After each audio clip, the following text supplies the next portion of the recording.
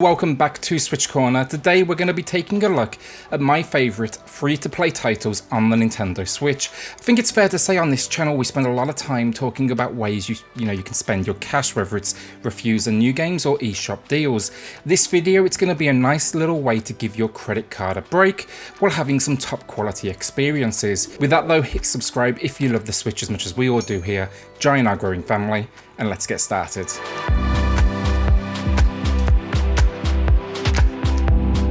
So while I am saving my top pick for the end of this video, the rest of it though, it's going to be in no particular order. We do have like 16 games for you today to break down. Kicking things off though, let's get the big three out of the way. That's Fortnite, Warface and Warframe. Fortnite, it's the king of the Battle Royale format. Land on an island, loot for weapons and pickups, and take down the opposition in solo or team play. Where Fortnite really separated itself, it was the building mechanic that just led to all sorts of creativity and weirdness. You all know Fortnite though, monetization wise it's pretty aggressive, constantly reminding you of how to spend cash, but at least it's only on cosmetics, so respect for that. You don't need it to advance your game or your skill level. Next up then we get Warface. With the popularity right now of Call of Duty Warzone on nearly every platform except the Switch, this is going to be about as good as it gets if you're looking for a first person online military themed shooter. This one, it has Battle Royale, but then you can also expect modes here like Team Deathmatch, Capture the Flag, even some co-op action, so you and a group of friends can just get together and take down an AI squad. With over 50 maps though and some solid controls and gunplay, my only real complaint here is it's running at 30 frames per second when it really should be 60 for a first person shooter.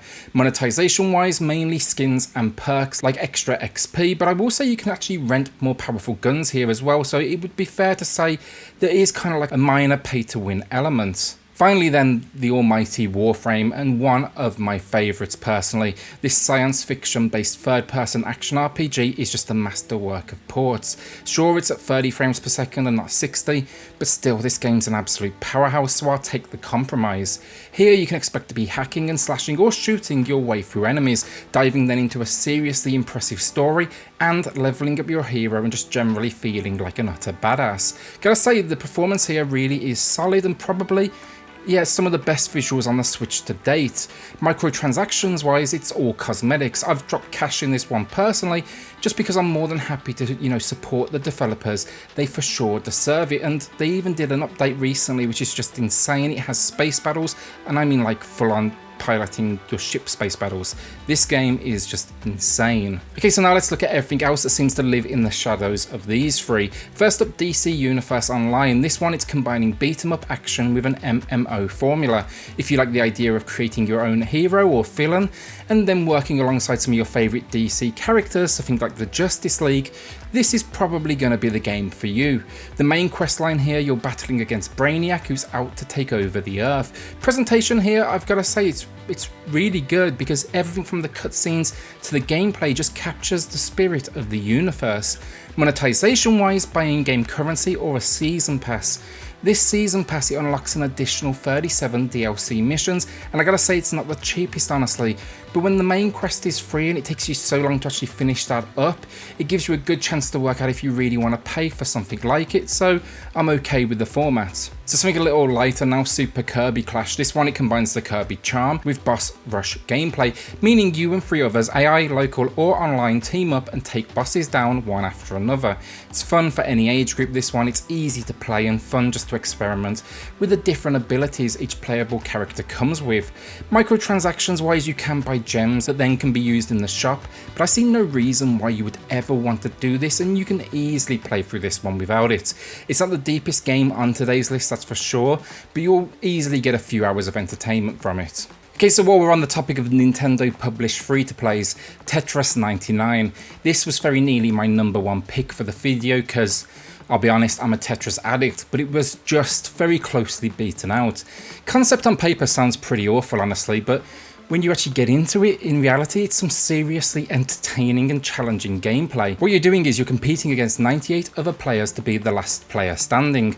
Basically clear lines and it will fire blocks at your opponents. The game definitely has its problems, I will say that. It lacks any real information on how all the systems work. I did actually end up putting a video out on the channel explaining how everything goes. It's pretty in-depth as well if you want to check that out. I also wish that once players were dropping out, it would zoom in closer to your opponent so you could see exactly how you're doing. Otherwise though, look, it's a great game. Microtransaction wise, it's literally just a DLC pack that unlocks additional modes, and these are for local play and single player. It's absolutely reasonably priced though, and I did pick it up myself. Okay, so Warhammer Aegis Sigma Champions, I'm going to keep this one quick. It's for a very, very specific audience, but it's by far the best competitive card game on the Switch. I will say though, it's very, very demanding of your time, and you're going to have to sink some serious energy into this one. I've not put a ton into it myself, but what I've played, I like. Here, you're basically building out a deck of cards to go to battle based around 4 different champions. Multiple modes though, tons of cards to collect, and then cross-play with all other platforms. You'll never struggle to find a match, which I always really like. Microtransactions wise, it's called the Champions Pass, and it gives you monthly access to rewards like additional XP, missions, extra cards, and this pass, it's like $5 or your local currency, so I think it's absolutely fair considering the hours of entertainment you could for sure get out of this. Okay, so race fans next, Asphalt IX. I have a love-hate relationship with this one, honestly. It's an arcade racer and the gameplay is solid in all its like over-the-top glory. Think like jumps, nitro, even spinning attacks. It's for sure not going for realism. The career mode then as well, that's huge with tons of races to compete in. I really like it. The problem with this one though, the microtransactions are some of the worst on today's list. And while I got a fair few hours out of it, it definitely puts pressure on you to make you pay to advance and cut out any of the grind it tries to push on you. There's some good passes you can pick up, but still I think I'd rather take that money and spend it on something like Grid. Shameless plug here though, you can check out my top races video that came out before this one for some ideas, and I'll link it at the end. Definitely worth checking out Asphalt, but just beware, it's gonna really try and like get that credit card out your wallet. Okay, so another favourite of mine now, Realm Royale. This is Fortnite without all that building jazz, and that's good for me because I suck at it. This one though sees you in a fantasy world where you choose from one of 4 classes, drop into a map and then get to fighting, or while of course that map size is shrinking. Graphically, it's great though. I love the world, it's creative in its weapons and abilities, and I just had a ton of fun with this one. I wish it was 60 frames per second as usual, but that's really my only complaint here. You don't even use a glider or a parachute, you get to do a superhero landing instead, and who doesn't love a superhero landing? Woo! Superhero landing! Yeah, that's really hard on your knees. And oh, also when you die with this one, you turn into a chicken and get an opportunity to escape. It's weird but seriously funny stuff. This is one I dropped some cash in again though, wanting to support the devs. Microtransactions here, it's all done the right way, with it focusing purely on cosmetics. Okay, so now this is a great one, Dauntless, best summed up as a free-to-play monster hunter.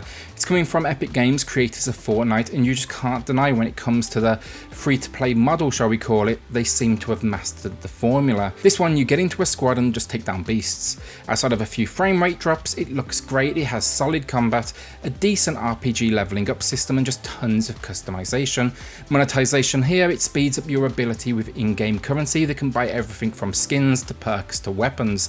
With it being co-op though, this works fine in my opinion, and I haven't spent a thing myself. 3 quick ones now for you now. I haven't spent a ton of time with them myself, I've checked them out, but I've got a number of friends who really like these ones. First up we got Brawlhalla. It's a Smash clone but nowhere near as good.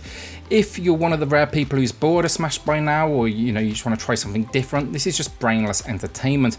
The monetization prices honestly for skins are too much, but you should still get a few hours out of it. Arena of Valor then, it's a MOBA, so like a lane based battle system, it's League of Legends basically, but you're battling an opposing team to reach the core and destroy it while defending your own. It's a time sink and I can't commit personally, but those I know that do play it, as I say, absolutely adore it.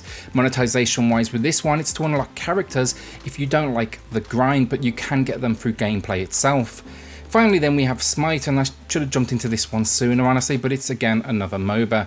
Slightly different viewpoint here, it's not quite as isometric, but I hear great things about it. You're guiding your minions to the other side of the map, all while of course battling the opposition. Microtransactions wise, buy gems to spend on skins and items, again monetization done right. Okay, so my number one pick then, it comes from Hi-Res Studios. They made Rain Royale and just the one I spoke about, Smite. This one, it's called Paladins, and on the Switch, in my eyes, this is absolutely an Overwatch beta. Set in a stunning fantasy world, we just get so much of the formula for an addictive gameplay loop right. Great characters to choose from, different classes, a fast pace of play, 5v5 modes made up of team deathmatch, capture the flag and escort, customization, special abilities. It's just all like perfectly fine-tuned. Most impressive though here, they even get it running at 60 FPS and not 30, something Overwatch couldn't achieve on the Switch. Microtransactions wise then, they put it perfectly on the eShop. Anything that affects gameplay is unlocked simply by playing, while cosmetic items are available to purchase. This is free to play done right. I bought the Champions pack personally, that unlocked all of the characters. I also actually reviewed this one over on the channel if you want to learn more about it, but I absolutely urge everyone to give the game a go. It's absolutely incredible. So that's it, my favourite and I think the best free-to-plays right now you can install on the Nintendo Switch. A quick word of warning, all of these games make it very easy to spend real-world cash, so if you have little ones running around or using the console obviously, just be aware that no one needs a crazy credit card bill when they're hitting all the buttons. With that though, have I missed any I should be checking out, or do you agree or disagree with any of my choices today? Let everyone know in the comments below. Let's drive each other to pick up, the best free-to-play titles out there. And yeah, hit subscribe if you are new to the channel and you love the Switch as much as we all do here. Join our growing family. The support recently has just been insane. With that, I'll see you all on the next video. Thanks everyone.